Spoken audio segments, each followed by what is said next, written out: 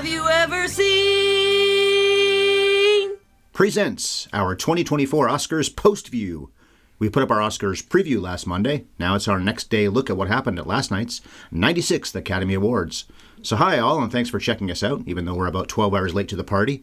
Everyone else got to talk about the Oscars this morning, but Bev had to work today, and we only managed to get the show recorded at about 6:30 p.m. Life happened. So this is our 576th episode. I'm your host and Oscar nut, Ryan Ellis. I'm a nut for the Oscars. And here's the woman who is only slightly less crazy about the awards, my wife, Bev. That's me.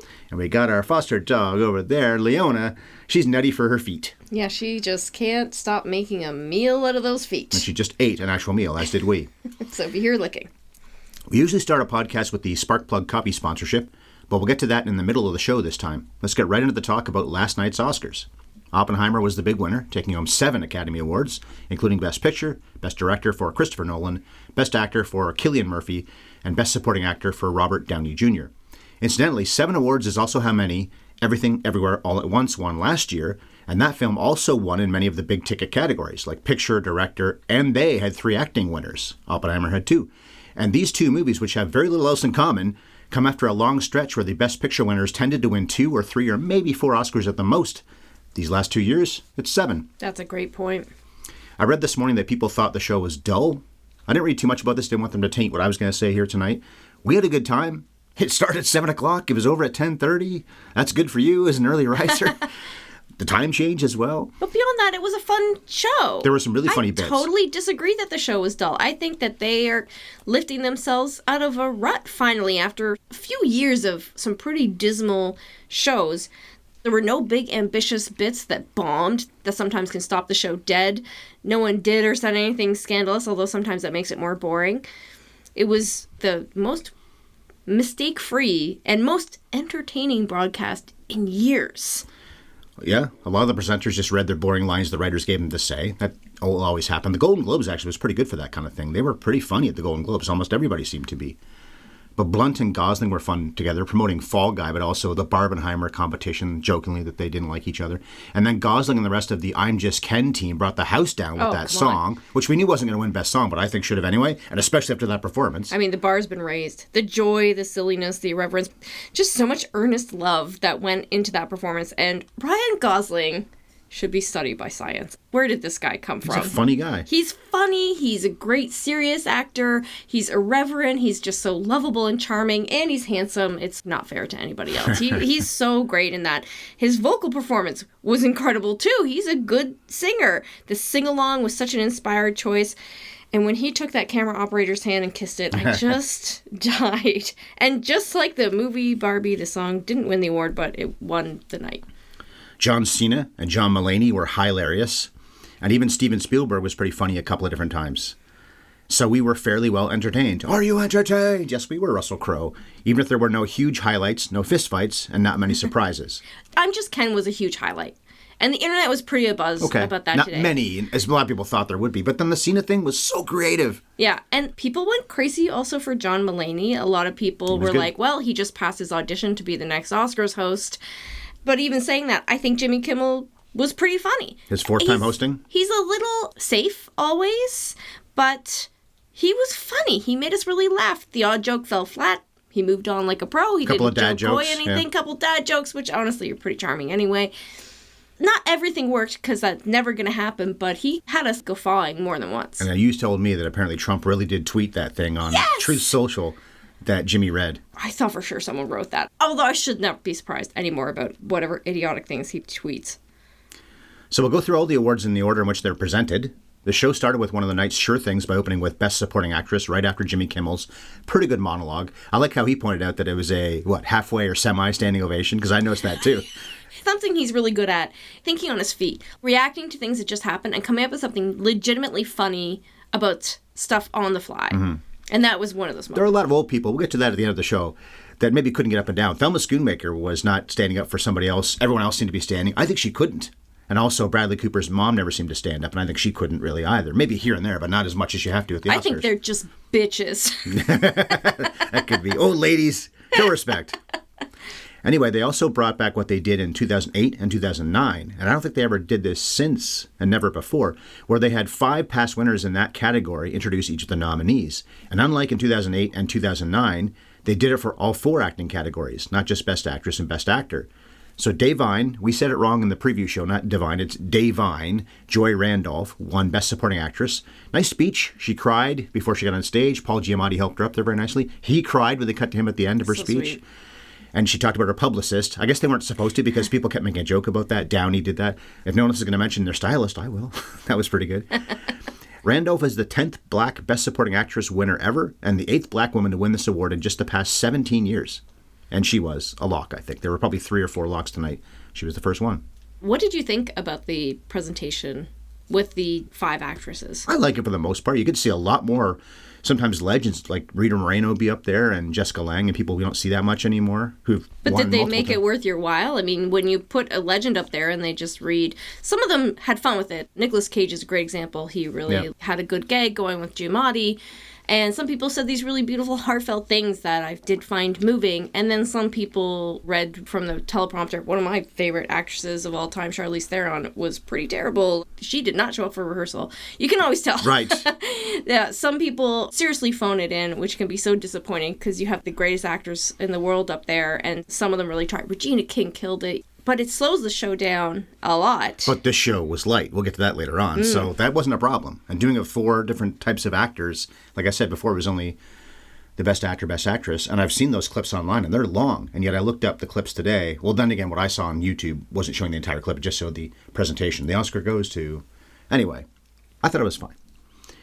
And we were okay with her winning. I would have picked Danielle Brooks. I loved her performance. There was a lot of great performances to choose from. I really did love her performance. I would have been thrilled with Danielle Brooks winning as well.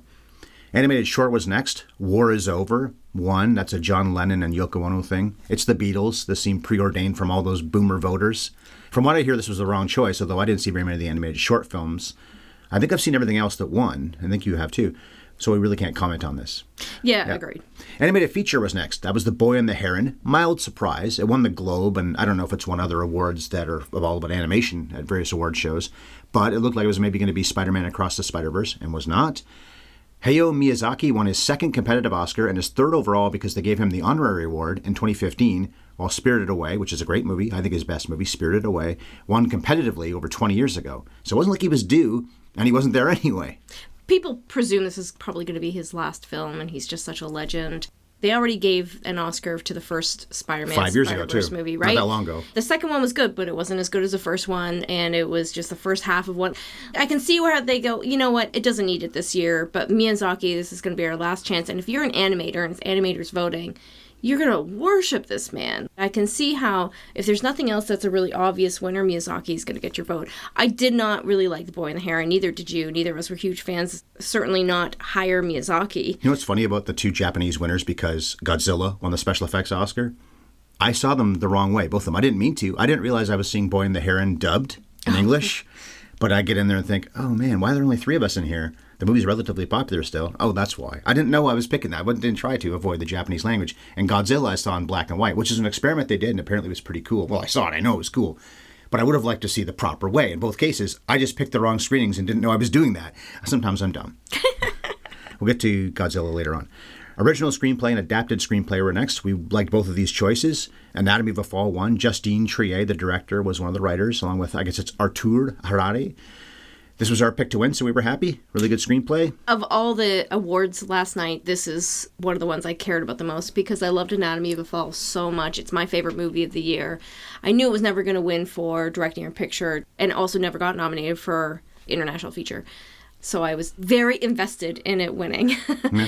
And I'm so glad because that screenplay is out of this world. Adapted was American Fiction. This was Cord Jefferson's first movie as a writer, director, or producer, so what a start.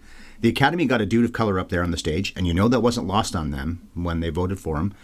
And he's a talented guy who wrote a very funny movie that we both loved. By the way, he's not coming from out of nowhere. I don't think we mentioned this in the preview show last week or a couple weeks ago. He was a writer on I guess it was last week. He was a writer on The Good Place and Watchmen. So he's had great success working in TV. Those are really good shows. Incredible shows, and so different in tone. One's very funny, one's greatly serious. And I liked the movie of The Watchmen, but that series was great. Yeah. One season series. American Fiction, also one of my favorite films of the year. We just loved it so much. Can't wait to see it again. It's on Prime. Makeup and hairstyling won to Poor Things. This movie won 3 in a row at this point. The makeup was impressive, but let's not forget that hairstyling is part of this category. Sometimes I overlook that. And Emma Stone's wig in that movie was vital. It was a charming speech given by the makeup team, too. And, of course, Willem Dafoe, well, they could have made him up, but they apparently didn't. One of our friends made a great joke about that, saying, well, Willem Dafoe did all the hard work for them. They touched him up a little bit. I agree. I mean, Willem Dafoe puts them over the edge to say, well, they did some of the challenging makeup, because a lot of people thought it could go to stuff that's more special effectsy, or I shouldn't say that, aging. They love good aging makeup. So Maestro and Oppenheimer both had some really excellent aging makeup. I also kind of start to wonder how much harder it's going to get to give this award away when we know that all of this stuff gets touched up in post really heavily these days. So it's going to maybe become a controversial category in the future. Society of the Snow would have been a good choice, too. That's a very good movie. It's on Netflix. Yeah. It was up for the international feature as well, but lost both categories. Production design was also Poor Things. I love the Michael Keaton, who came out with Catherine O'Hara, the Beetlejuice reunion. There weren't a lot of reunions last night. They've been doing the last couple of years with people from many years ago, 3, 4, even just 2 of them come out from some movie and present something, usually an anniversary type thing. These 2 were, but there wasn't a lot of it otherwise. And only because Beetlejuice 2 comes out this year. Also, that's the reason why, but it's also 35 years old. Last year, it won Oscars in 1989 for the 88 movies, right? So, but I love how he said, and the winner is. I'm always going to be a big fan of that, because they changed that a long time ago, and I just hate that and the Oscar goes to thing. Well, we'll get to what Al Pacino said instead. Right. Mm-hmm. And costume design, so Poor Things, 3rd in a row here, presented by a naked John Cena. This entire segment was one of the most creative and funny things they've done on that show in years, because what I liked about it so much is that he was doing the costume design presentation. It was an homage to the streaker that happened, I guess it was 50 years ago at the 1974 Oscars for the 73 movies. And then Cena was, well, it was the joke, he was going to do the same thing. Jimmy Kimmel played off him very well. They seemed like they know each other pretty well, probably from Kimmel's talk show. Cena didn't want to do it, jokingly. Comes out with this great big envelope in front of his crotch. It did look like he was naked apart from some sandals. And as you point out, one of the great things about it, he just says, costumes. And everyone lost it. Yeah, I mean, it's one of the funniest moments in the whole show. And I have no problem with Poor Things winning these 3 categories, but I would like to see Barbie win maybe the production design. I'll argue in favor of Poor Things, because Poor Things was really creating something out of thin air. That was a true act of creation versus true. Barbie that was just recreating costumes from the doll's clothes that existed over the years. But maybe the sets.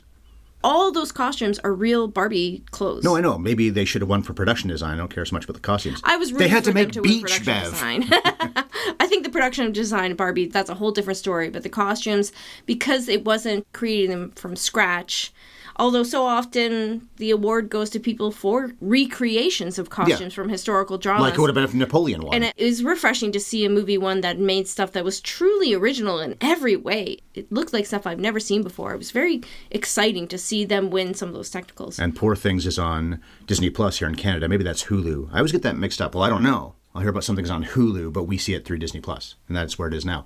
International feature was the very deserving The Zone of Interest, although Society of the Snow is a very worthy movie. If it had won, would have been a good choice.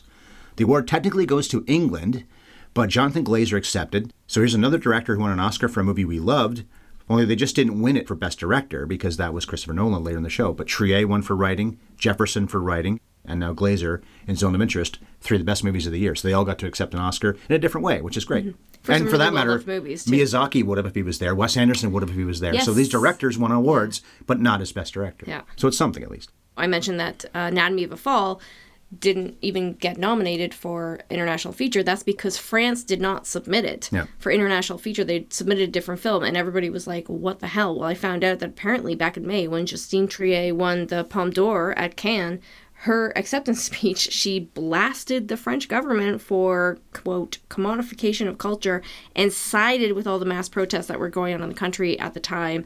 And the rumors that is why Anatomy of a Fall didn't get the France submission for feature international. Okay. Supporting actor, another one of the locks of the night, Robert Downey Jr., which finally got Oppenheimer on the board after something like 5 straight losses in other categories, including the Poor Things run there. I think they lost all 3 of those, and also supporting actress. So the movie didn't win for its first 5 nominations, then it won 7 of the next 8. The only one that didn't win in this whole stretch was Best Sound. Anyway, we knew Downey would give a funny and touching acceptance speech, and he did. I love when he said, "I'd like to thank my terrible childhood and the Academy," in that order. That was good. He was so funny. Oh man, they don't give him that many opportunities to come out and be himself in this way, and I forget sometimes just how disarmingly funny and charming he can be, and his acceptance speech was my favorite of the night. Visual effects went to Godzilla -1. Our long-dead dog Fox would be thrilled because the Japanese foursome brought their Godzilla toys on stage.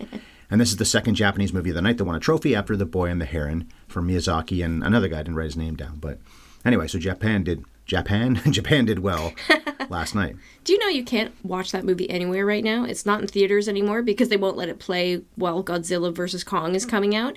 And it's not available on any media. Does not have a release date at all except for a Japanese release date in like May. You cannot watch that movie right now. I was lucky enough to see it at the end of the run in black and white. I'm thrilled to see a movie win that was made for such a low budget and looks so great. The creator was also nominated. I feel like we're about to see like a real sea change in the way people approach special effects because obviously the Marvel model is too bloated and messed up. Something seriously corrupt is going on behind the scenes there for it to not look even that good and yet cost 10 times what these films are spending and getting a beautiful special effects movie out of it. And I liked it a lot. It was worthy. The editor, Jennifer Lame from Oppenheimer, she won. That's an award that's often gone to women over the years. Thelma Schoonmaker has won 3, and she was there last night as well as a nominee. Anne V. Coates has won before. Verna Fields for Jaws. Claire Simpson. A lot of big names in editing have been women.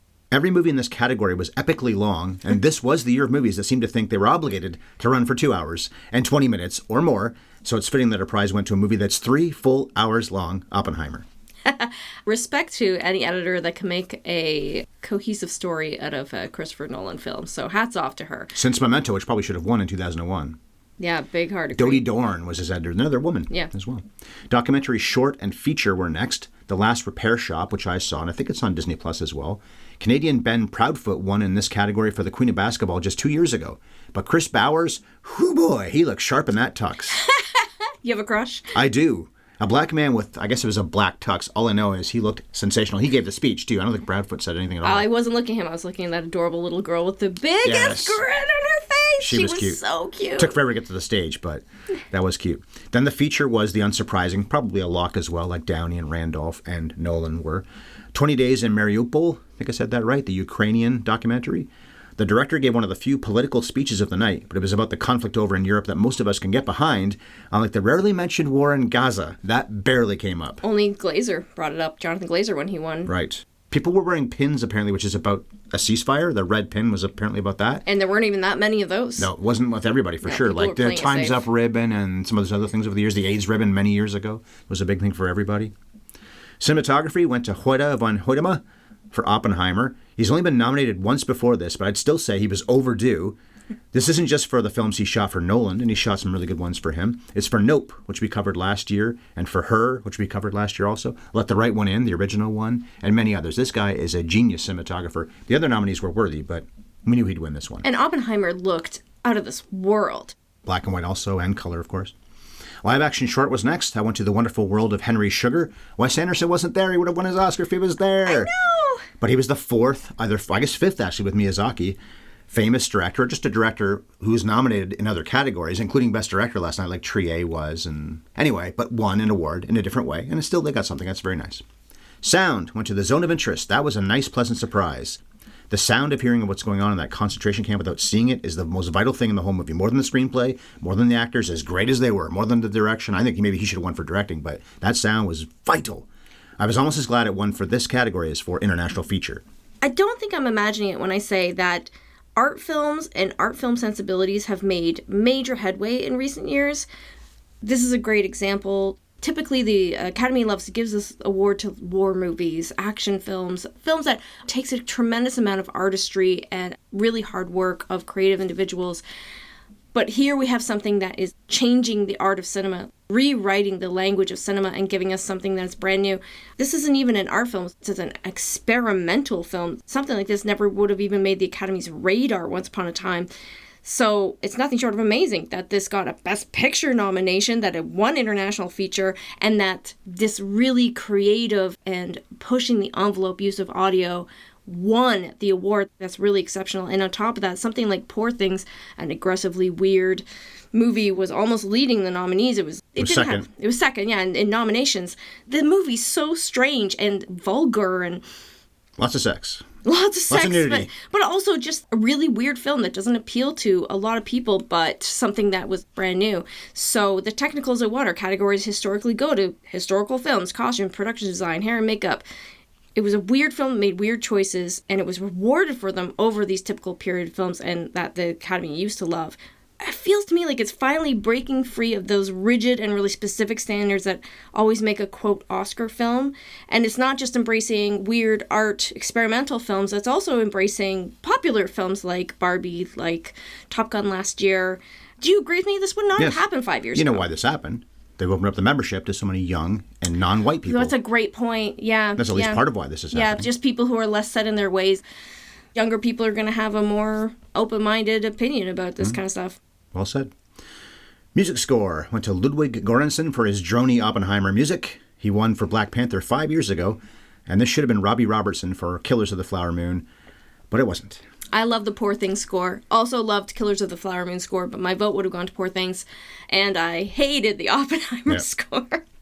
Then it was song. Of course, all the songs were sung that night. Some of them were pretty brief. John Baptiste's song didn't get much time. Neither did Flamin' Hot. Not that they really should have. They weren't going to win anyway. What Was I Made For from Barbie by Billie Eilish and Phineas O'Connell, her brother. So these two have won 2 Oscars in just 3 years. Eilish is only 22 years old and her brother is only 26. And the Oscar they won before was for the No Time to Die song in No Time to Die, the Bond movie. I wish it had gone Time Just Can, but we knew this was going to come. Here, the Oscars defaulted to what they always do, which is they're going to pick the somber ballad over the fun, goofy song any day of the week. I have to defend What Was I Made For just because it's a really beautiful song. It was properly in the film, not just playing during the credits. I like that. And it was a hit. It really does resonate. But I wonder if history is going to look back and say, come on. I think it will. Best Actor was next. That was Cillian Murphy for Oppenheimer. Paul Giamatti was his only real competition, but Paul was in a comedy and Cillian was in a drama. And Cillian also got naked in the movie, but didn't see anything, all that. It was like John Cena, basically. But he got naked, so that had to be a plus. And this probably wasn't as close a vote as some think it was because Giamatti wasn't a comedy. But he was probably second. I like Murphy, and I'm glad for him. He's been good for a long time. I wasn't overwhelmed by this performance, but we'll see the movie again. We're going to cover it later in the year. I didn't like the movie, but I saw his performance and it blew me away. I'm thrilled that he won. And the international flavor continued because he's Irish, and he talked about that a little bit in his speech, too. And then his British director, Christopher Nolan, won the next award for Oppenheimer, of course, another one of the basically sure things of the night, almost as much as Downey and Randolph were. Nolan was overdue. He's only ever been nominated for Best Director once before, and he's been nominated for plenty of other awards, writing and producing, but only ever once before for directing. It was Dunkirk. We're glad he didn't win for that one. I liked Oppenheimer more than almost anything he's made in at least 10 years anyway. More than you did, for sure. And we knew it was going to come. I watched the actors again today before we sat down, and Nolan and Best Picture. And it was a really nice, gracious speech he gave and hugged Spielberg and everything like that. And Marty, by the way, Scorsese had a look on his face that went, yeah, I knew that was going to happen. Oh. He's now 1 for 10. Yeah. And Nolan's 1 for 2. You'll like this. Dan Kois in Slate wrote a beautiful parallel between Spielberg and Nolan. Spielberg gave him the award, and he talked about how they both worked for decades making really popular and original films that drew audiences and these genuine fan base for the work that made them a draw in themselves, rare for any director. And they both won their Oscar finally for their second World War II movie. Isn't that neat? Because Spielberg made Empire of the Sun, but then finally won for Schindler's List. Yeah. And the difference being maybe that Spielberg betrayed his signature style and made something more objectively Oscar-friendly, but I don't think Nolan did. He did not, no. No. He just made a movie we could actually hear for once. To make a sweeping historical biopic about World War II is pretty Oscar-baity in itself, but it's fair to say that the film is still very unmistakably a Christopher Nolan film. I don't think he compromised any of his choices in the making of the film because he thought the Academy will like this. I don't get that impression at all. He has whatever power he wants, and he wrote it, too, and he's a producer with his wife, Emma Thomas, so I think you're right. Emma Stone won for Poor Things, Best Actress. That was a bit of a surprise, even though I thought she was going to win. Then I waffled on that, thinking maybe Lily Gladstone would, because she won, was it the SAG recently? And she won the Globe. I don't know if that really matters anymore. She seemed shocked. She's won 2 Oscars in just 7 years. If I said in 5 years in the previous show, it's 7 years. She's only 35 years old.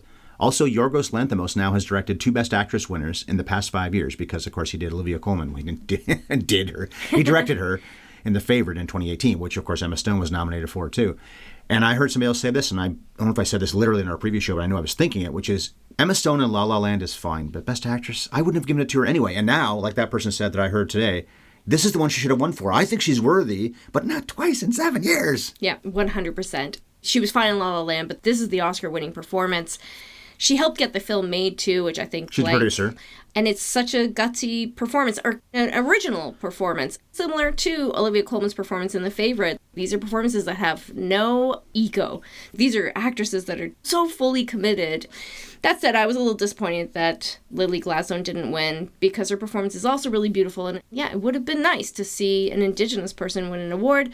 Did you notice? Well, I noticed that when they were naming the nominees, Lily Gladstone got a huge round of applause when they said her name, and yet she didn't win the award. If that's not a metaphor, right? Like in public, they're all like, yes, we love you, Lily, but, you know, in the privacy of their homes, they're voting for the white girl. Right. That's not to say that she's not worthy of the award. Good speech, by the way, by Stone. Watching it again, I'm glad I did. Downey's, we heard it. We mostly shut up during the speeches this year. We don't always do that. But I think we didn't really bring Emma Stone's, and she was pretty gracious. And also it was fun when her dress broke and she acknowledged it. Do you know how she broke her dress? She said that it was when she was belting out singing along with I'm Just Ken. And she's already got a hoarse voice, which was even more hoarse. I love it. When she spoke. And then Best Picture was Oppenheimer. By now we knew this was coming, although Al Pacino made it weird the way he presented it. Boy, did it. And my eyes see Oppenheimer. Yes, yes. Then he announced the 3 producers, and he couldn't really be heard because everyone was applauding and standing ovations. You heard Emma Thomas, Chuck Roven. Why didn't he rattle off the 10 nominees one last time? They always do that, even though we see them all presented throughout the show in little segments. Kimmel ended up vamping after Emma Thomas and Chuck Roven both spoke. Nolan didn't speak when they won Best Picture. The show was actually late, so why did Pacino rush? Spielberg didn't waste time giving up Best Director either. They were rushed. Why were they rushing? His whole thing was a hot mess. He is old. Somebody on Twitter described him as a bear that just woke up from hibernation and got pushed on the stage. He seemed confused. His clothes were a mess. His shirt's all wrinkled. His tie is loose. He goes up there and he just starts talking like he has no idea what's going on. He's just trying to ad-lib his way through it. He deserves all the criticism he's getting for failing so bad. He's done it before, too, at least once, because he presented with De Niro. I think it was Forrest Gump, so we're talking close to 30 years ago. And they could have done it together in this case, too, because De Niro was there as a nominee for Killers of the Flower Moon. And, of course, he's in the movie they were honoring, which is Godfather Part 2. That's 50 years old this year. But De Niro didn't do it with him, and maybe he could have saved him if he did. So, yeah, we'll review Oppenheimer later in the year, probably in the summer. We've been covering the year's Best Picture winners sometime between the Oscars and the summer for something like 5 years now. I know you didn't love it, but we'll talk about it in a couple months. Chris Nolan was the only person to win twice last night, picture and director, and there are his first 2 Oscars, of course, too. Most of the winners in the major categories had never won before, except for Emma Stone. She won for La La Land. Ludwig Göransson won for Black Panther, and Billie Eilish and Phineas O'Connell, they won for No Time to Die. There were some not lesser categories, but other categories where people won. But of the big ones, it was just those, 5 or 6 people. It was mostly new people, and a lot of new nominees this year, too. So Killers of the Flower Moon, Maestro, and Past Lives were all Best Picture candidates that were shut out. It wasn't really a surprise about Past Lives. I thought Maestro might get shut out. Maybe it was going to win the makeup Oscar, but didn't. This is the 3rd time in 21 years that a Martin Scorsese movie has been nominated for 10 Oscars, literally 10, and won none of them. The Irishman and Gangs of New York are the other 2. At least he always just seems happy to be there. He's now 1 for 10 as a director, though. Yeah. Second most nominated ever. Spielberg is 3rd. Also, Bradley Cooper is now 0 for 12 in his career. Annette Bening is 0 for 5. Mark Ruffalo is 0 for 4. And even though they gave her an honorary award just last year, Diane Warren is now 0 for 15 when competing for the Best Song Oscar. And Flamin' Hot was never going to win anyway, so it's not like it's any big surprise. I don't think any of these people not winning were surprises. They weren't likely to win anyway.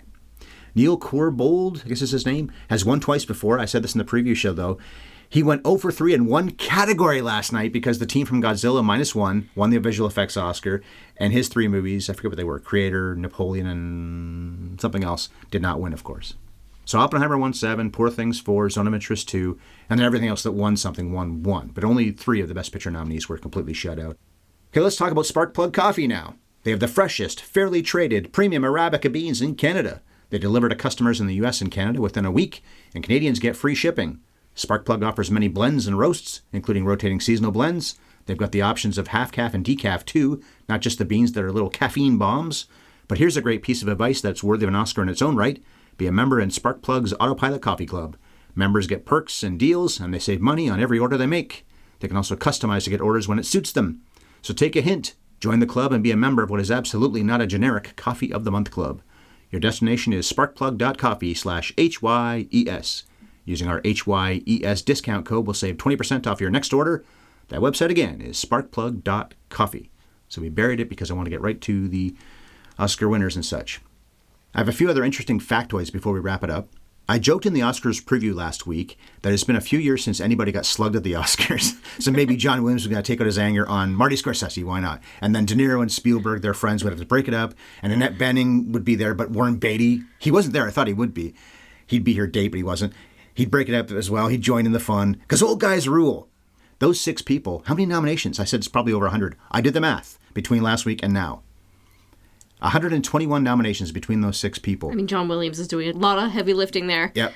They've won 12 times in competitive categories, plus Stephen and Warren both won the Irving Thalberg Award. Williams has 54 nominations, 5 wins. Spielberg has 23 nominations, 3 wins, and the Thalberg. Scorsese has 16 nominations, but only that 1 win for Best Director for The Departed. De Niro has 9 nominations. He's won twice, Godfather Part 2 and Raging Bull, so a long time ago. Annette Bening has 5 nominations, but has never won. And Warren Beatty has 14 nominations, and he won Best Director for Reds and that Thalberg, but he wasn't there anyway, so I included him because I thought he would be there. Maybe her son was or something like that. Because I showed her a few times, and he wasn't sitting there. Some people have 3 days like Gosling does, and some people seem to be completely on their own. People bring parents or kids sometimes too. I also got wondering, have Spielberg and Scorsese ever competed in the same category at the Oscars, as they did this year for Best Picture, because Steve produced Maestro while Marty produced Killers of the Flower Moon. And when I was looking this up, Marty's next project, he also produced Maestro, but he wasn't one of the candidates. I think they had 5 nominees, Spielberg, Cooper, and a few other people. But have they ever competed at the Oscars before in the same category? Well, Spielberg did produce Clint Eastwood's Letter from Iwo Jima in 2006, but Marty wasn't a producer on The Departed, even though he won his only Oscar for directing that same movie that same night. And Spielberg is the one who presented Marty with his award. There's a nice symbiosis. I love that moment. I've watched that on YouTube 100 times. Coppola, Lucas, Spielberg presented. But Steven specifically gave Marty the Oscar, and he announced it as well. Okay, how about 1993? Spielberg won his first 2 Oscars for Schindler's List, while Marty was up for writing The Age of Innocence. Same show, but not the same category. Curiously, in fact, when Spielberg has been up for Best Director, some examples, 1981, 2005, 2012, and 2022, Marty was up for it the year before, or the very next year. 1980, 2006, 2011, 2013, so Marty's sandwiched Lincoln there for Spielberg, and 2023, this year, and then last year was The Fabelmans for Steven, and the year before for Steven was West Side Story. So what all that means is, this year is the only time the old friends, with those 39 nominations between them, they've known each other longer than I've been alive, have ever competed in the same category at the Academy Awards, and the odds were very unlikely that either movie would win, and they didn't. We may review other movies from this past year at some point, but we'll definitely do Oppenheimer later in the summer. That's it for our Oscars Post-View 2024. Thanks for checking us out here tonight, or maybe on Tuesday morning. We'll be back next Monday to talk about a movie that won 7 Oscars of its own 80 years ago, and that movie is Going My Way. Talk to you then. Bev, tell them where to contact us. Well, you already know how to find our podcast, but let me remind you to favorite or subscribe wherever you listen, which is also where you can find our archive of hundreds of episodes that are available for free. And while you're there, leave us a rating and a review. That's a great way to support the podcast. We're both on Twitter. I'm at Bev Ellis Ellis, and Ryan is at MovieFiend51, and you can find me at Bev Ellis Ellis on Threads as well, or you can reach us by email, haveyouveurseenpodcast@gmail.com. You can find our podcast on YouTube. Our channel is at HYES Ellis, and to enjoy freshly roasted premium coffee delivered straight to you in Canada or the US, please go to sparkplug.coffee/HYES and enjoy a 20% discount. Thanks a lot. Oscars are in the books for one more year. We thought the show was fun. So, bleh. No, wait. My computer just got some spit on it. And cut.